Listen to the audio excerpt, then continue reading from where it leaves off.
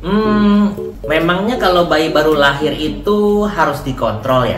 Kan bayinya sehat-sehat aja, langsung menangis saat lahir. Lalu, apa perlu kontrol rutin? Yuk kita simak infonya.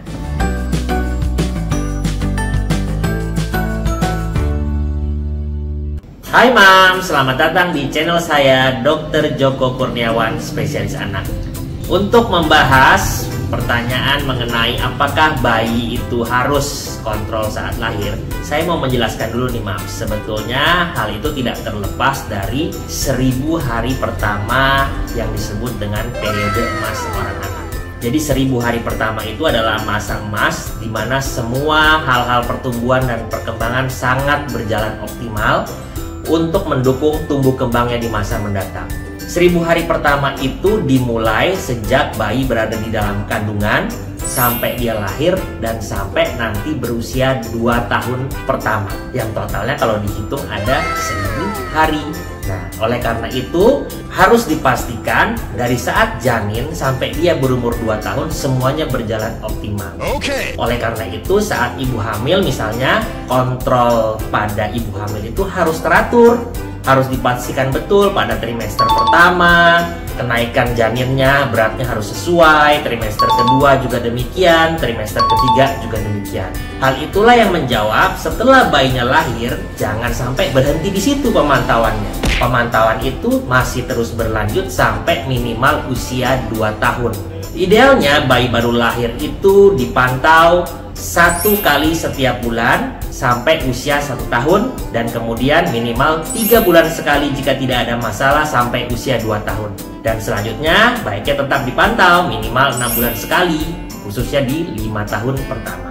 Apa sih yang harus dipantau pada bayi baru lahir sampai anak berusia 2 tahun? Tentu ada beberapa aspek yang dipantau, yaitu pertumbuhan, perkembangannya, dan status imunisasinya.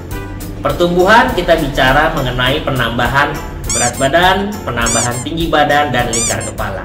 Jadi berat badan pada anak itu harusnya naik sesuai usia yang setiap bulannya mungkin berbeda, tidak selalu sama. Begitu juga tinggi badan dan lingkar kepala. Sebetulnya hal ini juga sudah dilakukan sejak masa kandungan, yaitu biasanya mungkin dipantau melalui USG saat hamil. Tetapi tadi sekali lagi, jangan sampai setelah lahir tidak dipantau. Ingat, yang dipantau ada 3 minimal, yaitu beratnya, tinggi badannya, dan lingkar kepalanya. Jangan hanya salah satunya ya. Nah, untuk setelah memantau itu, kita bukan hanya sekedar memantau saja, tetapi kita harus evaluasi apakah kenaikannya itu sesuai atau tidak sesuai. Artinya, pengukuran berat badan, tinggi badan, dan lingkar kepala itu bukan hanya sekedar absen hadir. Kenapa? Karena kalau begitu ada masalah dan segera diketahui, harapannya bisa dilakukan penanganan sejak dini sehingga tidak terlambat ke depannya. Setelah pemantauan pertumbuhan, yang harus dinilai juga adalah pemantauan perkembangan.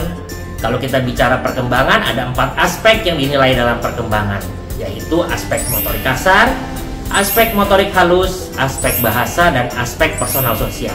Jadi harusnya setiap anak itu kemampuannya itu meningkat sesuai dengan usianya. Misalnya kalau motorik kasar, kita harus menilai kapan anak itu bisa duduk, kapan anak itu bisa berdiri, kapan anak itu bisa berjalan, dan seterusnya. Kalau motorik halus berbicara mengenai bagaimana dia mengambil sebuah benda. Kalau berbicara mengenai aspek bahasa, kapan dia mulai bisa berbicara, kapan dia bisa berbicara kata, kalimat, dan seterusnya. Dan yang terakhir, personal sosial, bicara mengenai interaksi. Nah, jika diketahui ada keterlambatan di usia tertentu, maka segera harus dilakukan penanganan atau dicari tahu agar tidak terlambat ke depannya. Ingat, kita berbicara mengenai 1000 hari pertama yang tidak boleh terlambat dalam penanganan anak di periode emas tersebut. Baru yang terakhir, kita juga sekalian melengkapi status imunisasinya. Jadi seringkali ini yang sering terbalik ya Mams. Katanya bayi baru lahir, nggak usah lah dokter anak atau pemantauan bagaimana-bagaimana. Toh anak saya juga baik-baik saja, tidak demam, tidak sakit. Saya imunisasi rajin kok dok di bidan, rajin kok dok di puskesmas. Jadi ingat, setelah mendengar penjelasan ini, imunisasi itu bukan satu-satunya yang dilakukan pada anak ya. Justru imunisasi merupakan aspek yang dilakukan sekalian melengkapi itu dalam pemantauan tumbuh kembangnya.